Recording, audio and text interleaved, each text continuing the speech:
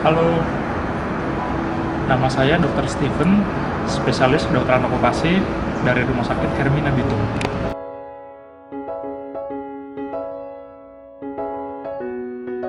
COVID-19 adalah suatu penyakit yang disebabkan oleh virus corona yang berasal dari kota Wuhan di China yang menyerang saluran pernafasan. Penyakit ini dapat menyebabkan gejala mulai dari yang ringan sampai yang berat. Gejala yang ringan mulai dari pilek, batuk, baik batuk kering maupun batuk berdahak, badan terasa demam, nyeri tenggorokan, dan sesak nafas yang ringan. Tapi jika penyakit ini berjalan ke arah yang berat, penyakit ini dapat berakibat fatal. Orang tersebut yang tadinya cuma sesak nafas ringan bisa menjadi sesak nafas berat, atau kalau orang tersebut mempunyai faktor komorbid penyakit yang lain, maka faktor-faktor komorbid itu dapat muncul.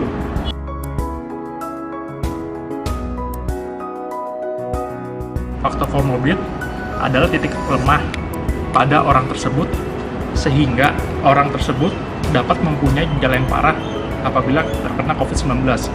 Nah, contoh misalkan orang tersebut mempunyai penyakit kronis, penyakit diabetes, penyakit jantung, penyakit ginjal. Nah, pada orang-orang yang punya penyakit kronis, apabila terkena COVID-19, maka faktor-faktor komorbid tersebut seperti diabetes, sakit jantung, atau sakit ginjalnya akan muncul dan bertambah parah. Selain orang-orang yang punya sakit kronis, pada lansia dan pada anak balita, itu juga kita harus benar-benar menjaga agar orang-orang seperti ini tetap bisa beraktivitas, bisa terjaga kesehatan secara optimal.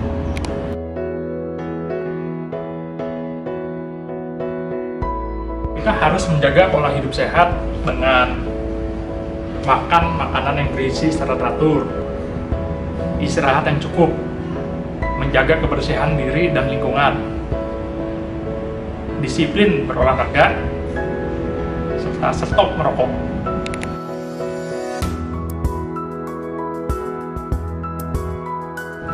Hygiene lingkungan kerja dapat dilakukan dengan cara melakukan pembersihan dan desinfektan berkala di lingkungan kerja. Pada saat memilih staf yang akan melakukan pembersihan lingkungan kerja, hendaknya dipilih staf yang benar-benar sehat, berusia muda, dan dilengkapi dengan APD, masker N95 surgical mask, serta APD gloves. Langkah kedua adalah pastikan bahwa ruangan yang mau kita bersihkan itu benar-benar safety. Artinya adalah tidak ada faktor-faktor yang bikin membuat kita menjadi cilaka pada saat kita melakukan pembersihan di ruangan tersebut. Dalam hal ini kita dapat mengajak bagian HSE dan bagian maintenance. Selain itu, kita harus melindungi barang-barang penting atau dokumen-dokumen yang kita anggap penting sebelum proses pembersihan kita lakukan. Setelah itu, baru kita masuk ke langkah ketiga. Langkah ketiga yaitu kita menyedot debu dengan vacuum cleaner pada seluruh benda-benda dan sudut-sudut yang ada di ruangan tersebut. Langkah keempat adalah kita mengambil air, sabun, dan lap. Lalu kita bersihkan ruangan dengan lap. Ya, setelah itu kita masuk ke langkah kelima, yaitu proses desinfektan di seluruh ruangan. Setelah proses desinfektan dilakukan, agar lebih maksimal, kita dapat melakukan pemanasan di ruangan tersebut. Ya, cara paling mudah adalah dengan membuka semua jendela agar sinar matahari dapat masuk ke ruangan tersebut, ya, atau memakai hair dryer untuk memanasi ruangan tersebut. Setelah proses desinfektan selesai, kira-kira tunggu 20-30 menit terlebih dahulu ruangan tersebut dikosongkan. Setelah itu kita baru bisa memakai ruangan itu untuk bekerja secara sehat dan nyaman. Nah, apabila bau desinfektannya masih tercium Bapak atau Ibu, Bapak atau Ibu jangan bekerja di ruangan itu dulu. Nah, biarkan bau desinfektannya itu hilang, baru kemudian Bapak atau Ibu baru bisa bekerja dengan sehat dan nyaman di ruangan tersebut. Kebersihan ruangan kerja dan lingkungan kerja tersebut harus dilakukan secara berkala.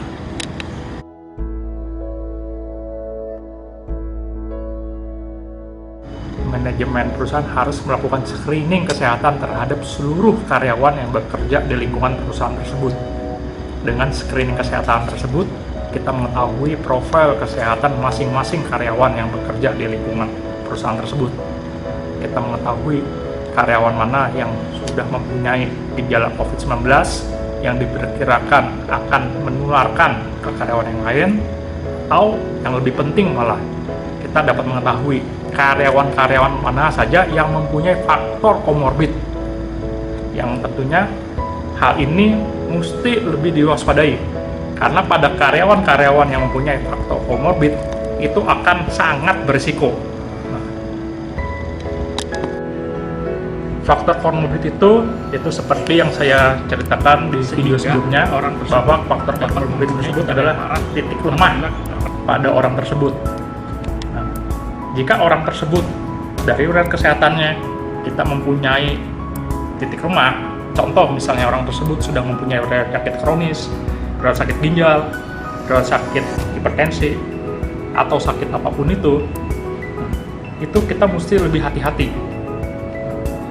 Dengan melakukan screening kesehatan, kita akan dapat mengetahui fungsi ginjalnya karyawan tersebut bagaimana, fungsi livernya, apakah gula darahnya dia terkontrol, apakah dia mempunyai hipertensi yang tinggi, atau bagaimana fungsi jantungnya. Makanya sangat penting untuk melakukan screening kesehatan terhadap seluruh karyawan di lingkungan perusahaan tersebut. Nah, jika suatu ketika terjadi ada apa-apa dengan karyawan tersebut, kita jadi mempunyai langkah-langkah untuk mengantisipasi, atau kita tahu apa yang mesti kita lakukan. Jika bicara screening kesehatan, maka yang harus kita lakukan adalah melakukan pemeriksaan darah rutin, urin rutin, pemeriksaan fungsi paru yaitu dengan melakukan ronsen. Terus kita lakukan juga untuk orang yang kita anggap itu ada faktor risiko, kita melakukan tes COVID-19. Kita lakukan juga pemeriksaan fungsi jantungnya, fungsi livernya, dan fungsi ginjalnya. Sedangkan untuk karyawan yang mempunyai gejala COVID-19 itu harus segera isolasi diri dan pergi ke fasilitas kesehatan agar cepat kembali sehat dan tidak menularkan kepada keluarga dan karyawan lainnya.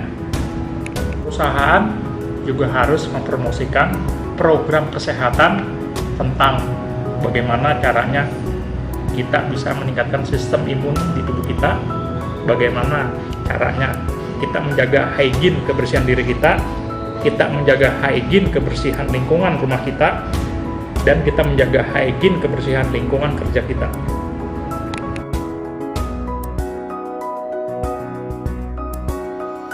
Jika kita bicara antisipasi di perusahaan, maka kita harus membicarakan tentang bagaimana sih kita harus membuat sistem emergency response plan di perusahaan. Jadi, jika suatu ketika terjadi keadaan emergency di lingkungan perusahaan, kita di lingkungan perusahaan sudah mempunyai tim dan SOP apa yang harus kita lakukan.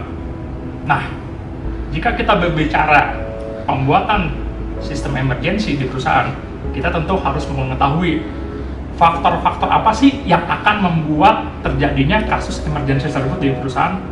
Nah, dalam hal COVID-19 ini, kita harus mengetahui nih, siapa rekan-rekan kita di perusahaan itu yang mempunyai faktor komorbid, artinya faktor titik lemah yang akan memudahkan orang itu untuk terjadi kasus emergensi di lingkungan perusahaan. Nah, Setelah kita mengetahui orang-orang tersebut siapa saja, kita akan beri tanda orang-orang tersebut.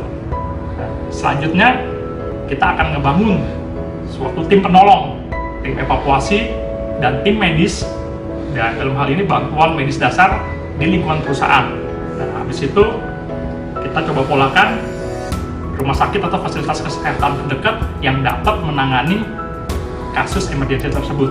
Akhir kata, saya Dr. Steven dari Rumah Sakit Hermina Bitung berdoa supaya Bapak, Ibu, keluarga sekalian sehat semua, dan ingat, kita harus tetap jaga jarak untuk memutuskan rantai penularan virus COVID-19 ini. Untuk perusahaan yang ingin mengetahui lebih lanjut tentang COVID-19 ini, serta bagaimana sih penanganannya di lingkungan kerja, dapat menghubungi nomor di bawah ini, serta memberikan komen. Terima kasih, salam sehat.